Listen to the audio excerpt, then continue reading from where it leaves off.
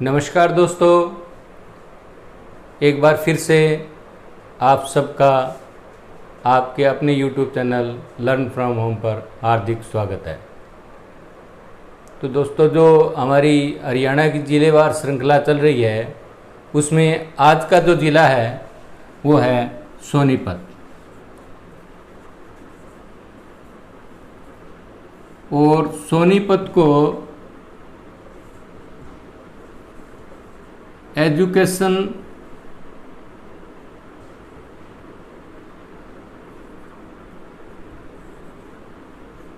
Hub के नाम से भी जाना जाता है। कई किताबों में एजुकेशन सिटी लिखा हुआ है। ये एजुकेशन सिटी जो है वो रोहतक है। इसे एजुकेशन हब यूँ कहा गया है कि सोनीपत ज़िले का जो कुंडली जगह है,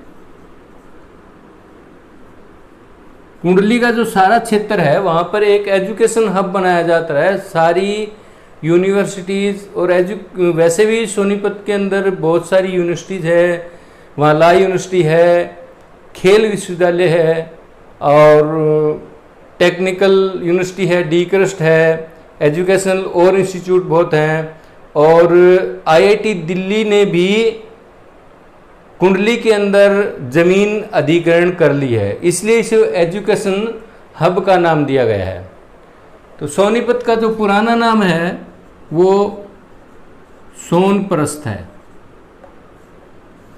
ये सोनप्रस्थ उन्हीं नगरों में से हैं जो युधिष्ठिर ने युद्ध को टालने के लिए दुर्योधन से मांगे थे। तो ये पांचों में एक सोनप्रस्थ जो आज सोनीपत है, एक पनप्रस्थ जो पानीपत है और एक इंद्रप्रस्थ जो आज के टाइम में दिल्ली है। और दो शहर उत्तर प्रदेश के हैं, तालपत और बागपत। ये दोनों के दोनों उत्तर प्रदेश में है। उस वक्त ये सारा का सारा जो है श्रीकंठ जनपद में आता था। तो ये 5 शहर युधिष्ठिर ने दुर्योधन से मांगे थे। तो ये पुराना नाम जो है सोनप्रस्थ है और सोनीपत को एजुकेशन हब कहा जाता है। और इसको सोने की नगरी भी कहते हैं, सोने की नगरी।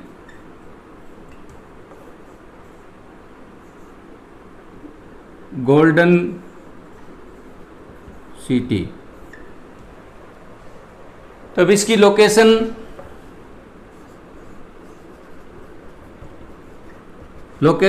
आप देख रहे हो, ये सोनीपत है। तो पूर्व और लगभग तो बिल्कुल तो मध्य नहीं है, थोड़ा दक्षिण की तरफ मध्य में ही है। तो ये हमारा सोनीपत है जो हरा नज़र आ रहा है। तो पूर्व मध्य ही लिखा जाता है इसको। ये लोकेशन है और इसकी जो सीमाएं हैं, तो इसके पूर्व में जो है उत्तर प्रदेश है, यूपी, और उत्तर में पानीपत है।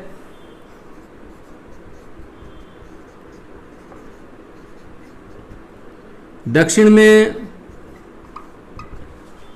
हमारी राजधानी, देश की राजधानी दिल्ली और कुछ हिस्सा झज्जर का लगता है। दिल्ली और झज्जर, और पश्चिम में जो है रोहतक और इधर थोड़ा हिस्सा जींद का।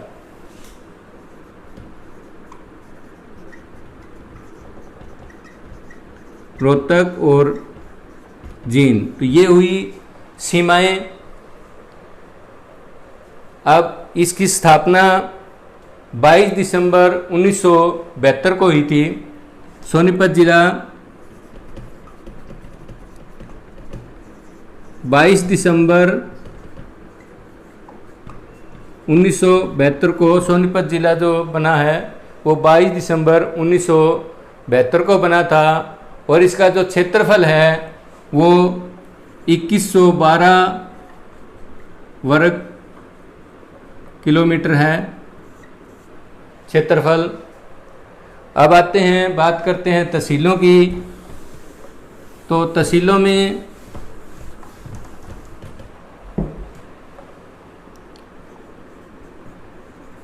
सोनीपत,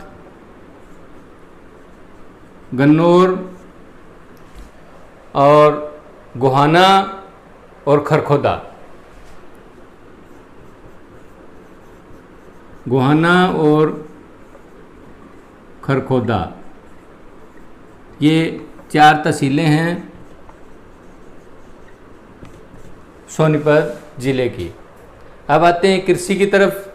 तो यहाँ मिट्टी जो है पीली है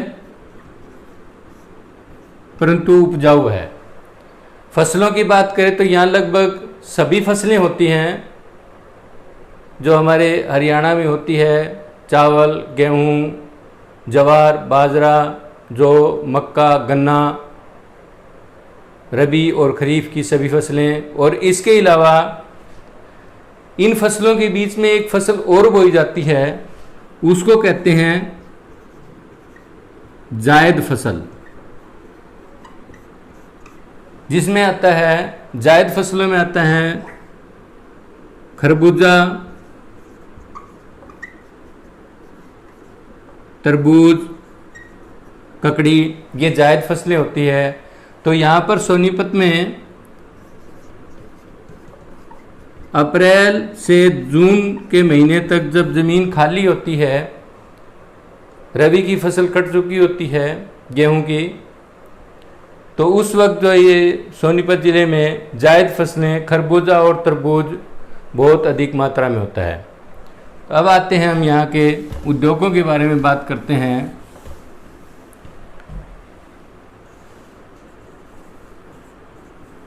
तो उद्योग जो है यहाँ पर चीनी उद्योग है, यानी कि चीनी की मिल है, कागज उद्योग है, और एक जो सबसे मशहूर है साइकिल उद्योग। यहाँ पर जो भारत की मशहूर साइकिल एक ब्रांड है एटलस, एटलस साइकिल का जो कारखाना है वो सोनीपत में है और ये 1951 में लगा था। तो यहाँ से पर्सन HSC ने पूछा है और आने की उम्मीद भी है कि एटलस साइकिल का कारखाना कहाँ है, तो वो सोनीपत में है। कब लगा था? 1951 में लगा था। तो अब यहाँ की कुछ जो योजनाएं हैं उनमें एक तो हरियाणा की जो पहली रेल कोच फैक्ट्री है वो सोनीपत में बनने वाली है। हरियाणा की पहली रेल कोच फैक्ट्री, यानी कि रेलगाड़ी के डिब्बे बनाने का जो कारखाना है वो सोनीपत में प्रस्तावित है, सोनीपत में बनने वाली है। और एक जो है ना, देश की एक अति आधुनिक आंगनवाड़ी,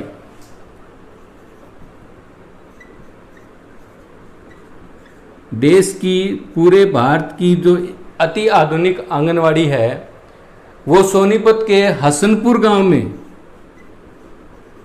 हसनपुर गांव है, यहाँ एक अति आधुनिक आंगनवाड़ी बनी है और उसका नाम जो है नंदघर रखा गया है। तो आने वाले पेपर में इस तरह के प्रश्न जो अभी तक नहीं आए हैं और जो करंट अफेयर भी है, आने की बहुत ज़्यादा संभावना होती है, तो ये पूछा जा सकता है कि देश की अति आधुनिक आंगनवाड़ी कहाँ बनी है, तो सोनीपत आएगा। तो सोनीपत टिक्कर अगर जगह का नाम आ जाए तो हसनपुर गांव में है। और ये पूछा जाए कि उसका क्या नाम रखा गया है, तो उसका नाम रखा गया है नंदघर। अब आते हैं हम यहाँ के मंदिर मस्जिद के बारे में, तो यहाँ एक तो मामा भांजा की दरगाह है। मामा भांजा की दरगाह जो है सोनीपत में है। पहले भी आया हुआ पर्सन है ये कि मामा भांजा की दरगाह कहाँ है, सोनीपत में है। तो मामा कौन थे? एक संत थे, इमाम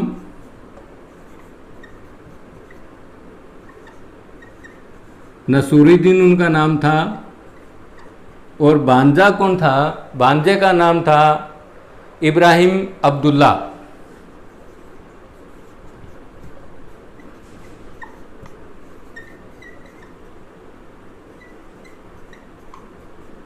भांजा का नाम इब्राहिम अब्दुल्ला था। इन दोनों की इकट्ठी जो है वो कब्रें हैं इस दरगाह के अंदर। और ये दरगाह जो है हिंदू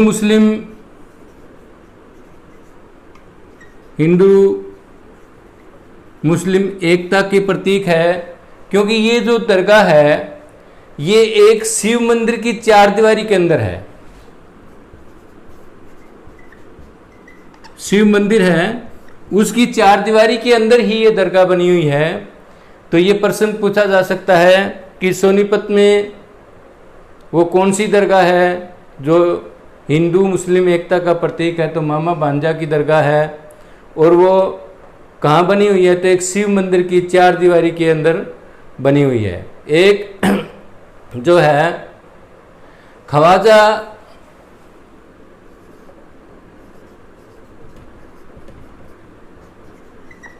खिजर खां का मकबरा है, ये सोनीपत में है। और इसको इब्राहिम लोदी ने बनवाया था।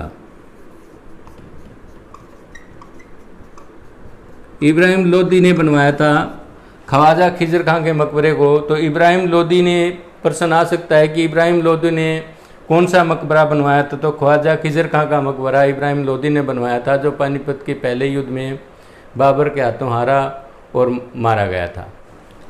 और अब सोनीपत की तहसील है एक गोहाना।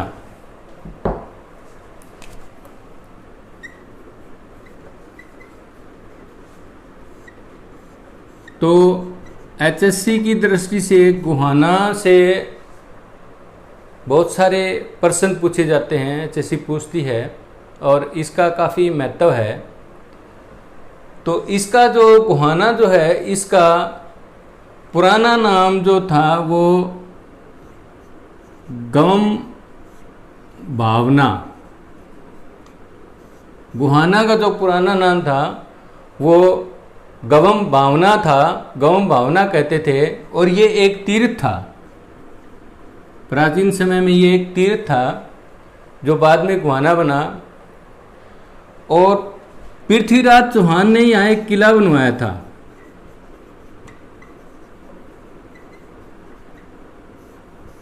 ये प्रश्न आया हुआ है कि गोहाना का किला किसने बनवाया था? तो गोहाना का किला पृथ्वीराज चौहान ने बनवाया था।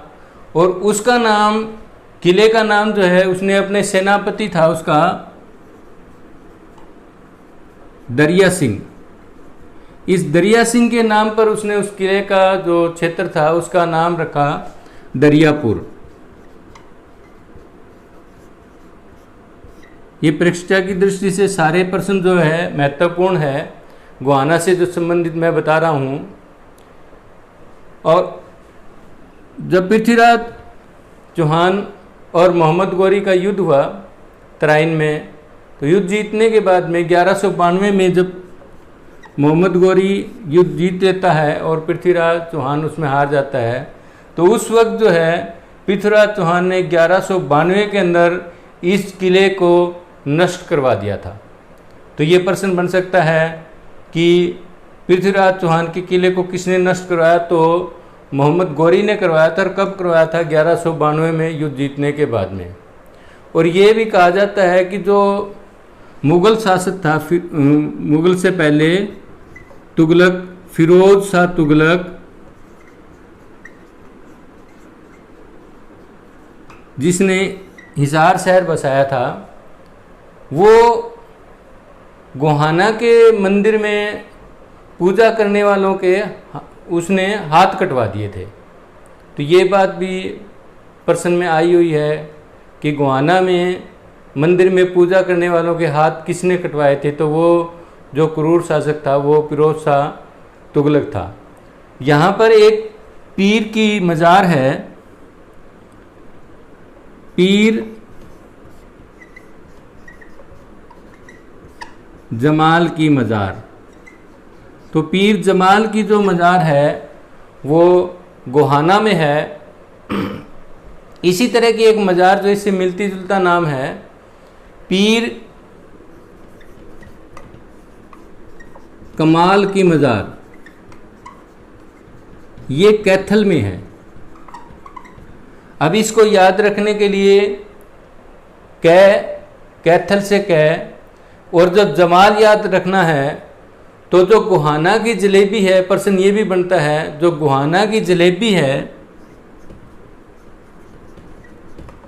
गोहाना की जलेबी वो हमारे हरियाणा में बहुत मशहूर है। तो जलेबी से जय, पीर जमाल की मज़ार कहाँ है? जहाँ जलेबी बनती है, जहाँ की जलेबी मशहूर है, वो कहाँ बनती है? गोहाना में। गोहाना की जलेबी मशहूर है। पीर जमाल की जो दरगाह है, मज़ार है, वो गोहाना में है। और पीर कमाल की जो मज़ार है वो कैथल का कै और कमाल का कै, ये याद रखने का तरीका है। और एक हमारे बहुत मशहूर स्वतंत्रता सेनानी हुए हैं मूलचंद जैन।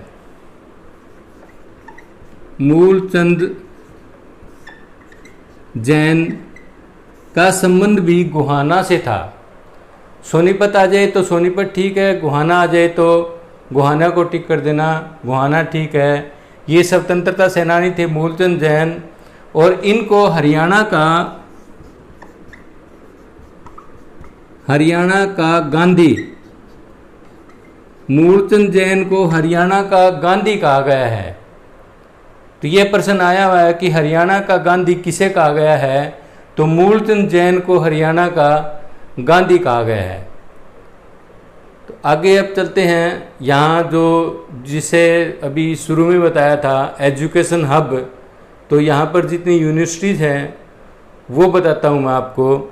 जो सोनीपत के अंदर जितनी यूनिवर्सिटीज़ है उनके बारे में बताता हूँ, जो लिखा हुआ है ऊपर एजुकेशन हब। तो एक यूनिवर्सिटी है भगत फूल सिंह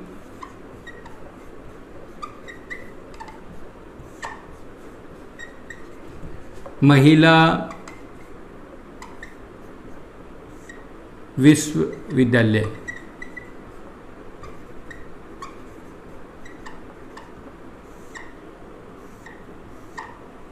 हरियाणा की अकेली महिला यूनिवर्सिटी भगत फूल सिंह महिला विश्वविद्यालय खानपुर में है ये, और इसकी स्थापना 2006 में हुई थी। इससे पहले ये गुरुकुल था, फिर ये कॉलेज बना, भगत फूल सिंह महिला कॉलेज बना, और उसके बाद में ये यूनिवर्सिटी का दर्जा मिला 2006 में भगत फूल सिंह महिला विश्वविद्यालय खानपुर। दूसरा है मोतीलाल नेहरू स्पोर्ट्स स्कूल राई। तो राई बिल्कुल सोनीपत के साथ लगता हुआ कस्बा है। इसकी स्थापना 1973 में हुई थी, और अब रिसेंटली पिछले वर्ष 2019 में इसे यूनिवर्सिटी का दर्जा दे दिया गया है। मोतीलाल नेहरू स्पोर्ट्स यूनिवर्सिटी या मोतीलाल नेहरू खेल विश्वविद्यालय। मोतीलाल नेहरू खेल विश्वविद्यालय, ये अभी पिछले साल ही इसको यूनिवर्सिटी बनाया गया है। तो आगे है एक यूनिवर्सिटी है law university doctor BR Ambedkar law university, ये है कुंडली के अंदर। कुंडली दिल्ली के बॉर्डर पर लगता हुआ शहर है, कस्बा। वहाँ पर है doctor BR Ambedkar law university, यानी कि विधि विश्वविद्यालय। लॉ को विधि कहते हैं, विधि विश्वविद्यालय। उसके बाद में सोनीपत में एक टेक्निकल यूनिवर्सिटी है, हरियाणा की नंबर 1 कहूँ, जो इंजीनियरिंग की यूनिवर्सिटी है, D CRUST, Deenbandhu Chaudhary Chhotu Ram university of science and technology, Murthal. Deenbandhu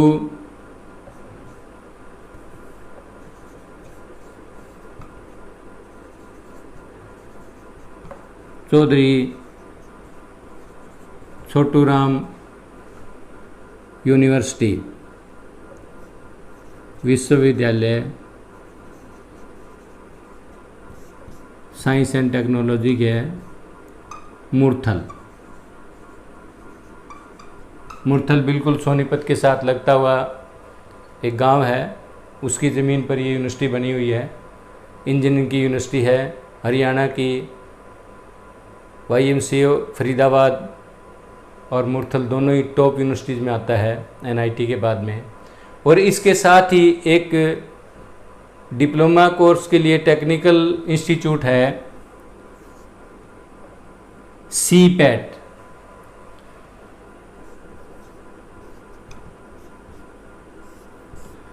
इसका पूरा नाम है central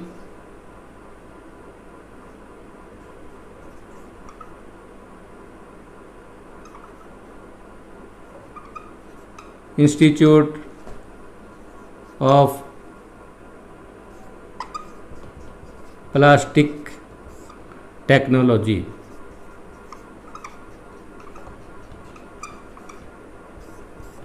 central institute of plastic technology, engineering technology, CPET। D crust के कैंपस में ही ये एक इंस्टीट्यूट बना हुआ है। ये अभी पीछे 2009 में बनाया गया था।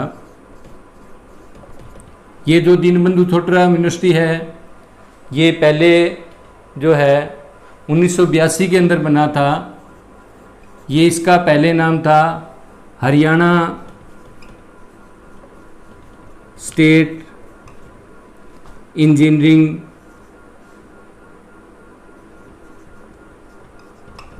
कॉलेज, और 2006 के अंदर इसको यूनिवर्सिटी का दर्जा दिया और नाम रखा गया दीनबंधु चौधरी छोटू राम विश्वविद्यालय।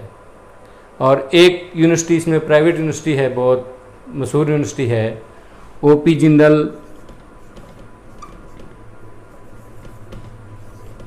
OP जिंदल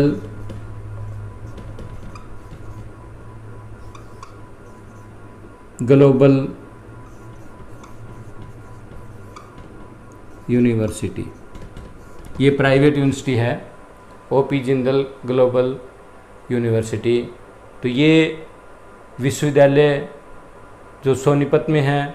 सोनीपत में 3 जगह पर मेले लगते हैं, मशहूर मेले हैं, HSC में पहले पूछे गए हैं। तो वो 3 मेले हैं। एक है डेरा बाबा बालकनाथ, या इसको दूसरा नाम भी दिया गया डेरा बाबा नग्न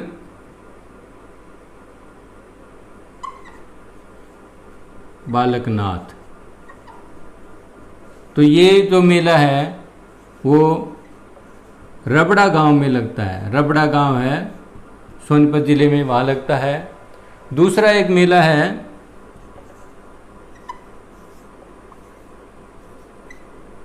सतकुंभा का मेला, ये भी एचएससी में पूछा हुआ सवाल है, सतकुंभा का मेला।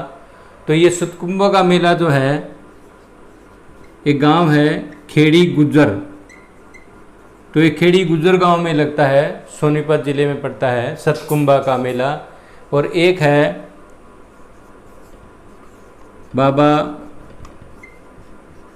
राकम शाह का मेला, ये चिश्ती संप्रदाय के संत थे, तो ये लगता है एक खुबड़ू गांव है, तो खुबड़ू में ये मेला लगता है, बाबा राकम शाह का मेला। अब कुछ चीज़ें और है सोनीपत से संबंधित, जैसे सोनीपत में खुदाई के दौरान जो है ताम्र मुद्राएं मिली हैं। ताम्र मुद्राएं कहाँ मिली हैं? खुदाई के दौरान सोनीपत में। ये छोटे छोटे प्रश्न होते हैं और हम इनको इग्नोर कर देते हैं, और एचएससी ऐसे ही प्रश्न पूछ लेती है हमेशा। तो खुदाई के दौरान जो ताम्र मुद्राएं हैं वो सोनीपत में मिली हैं। एक शेष सैया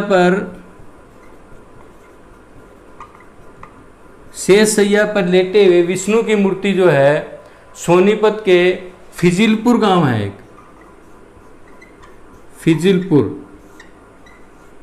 फिजिलपुर गांव में शेष सैया पर लेटे हुए विष्णु की मूर्ति मिली है खुदाई में। और खेड़ी गुज्जर गांव जो है वहाँ पर खुदाई में मिट्टी के बर्तन मिले हैं। ये पुरातत्व से संबंधित सवाल हैं, प्रश्न हैं, और एचएससी ऐसे प्रश्न जो है पूछ लेती है। और एक हरियाणा का जो पहला एथनॉल प्लांट है, एथनॉल एक लिक्विड होता है जिसको आजकल पेट्रोल में मिक्स किया जाता है, सरकार की तरफ से हिदायत है 10 या 15% पेट्रोल में मिक्स किया जाता है एथनॉल। तो ये एथनॉल का जो प्लांट है वो सोनीपत में लगा है। और सोनीपत का जो गन्नौर तहसील है, गन्नौर में अंतर्राष्ट्रीय फल और सब्जी मंडी है।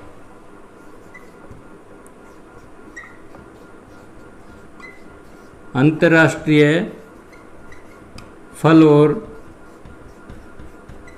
सब्जी मंडी, अंतर्राष्ट्रीय फल और सब्जी मंडी गन्नौर में है, सोनीपत के गन्नौर में। दोस्तों, आपने वीडियो देखी इसके लिए धन्यवाद। और यदि वीडियो पसंद आए तो आप लाइक करें और शेयर करें। और यदि आपने अभी तक हमारा चैनल सब्सक्राइब नहीं किया है तो चैनल को सब्सक्राइब किए। धन्यवाद।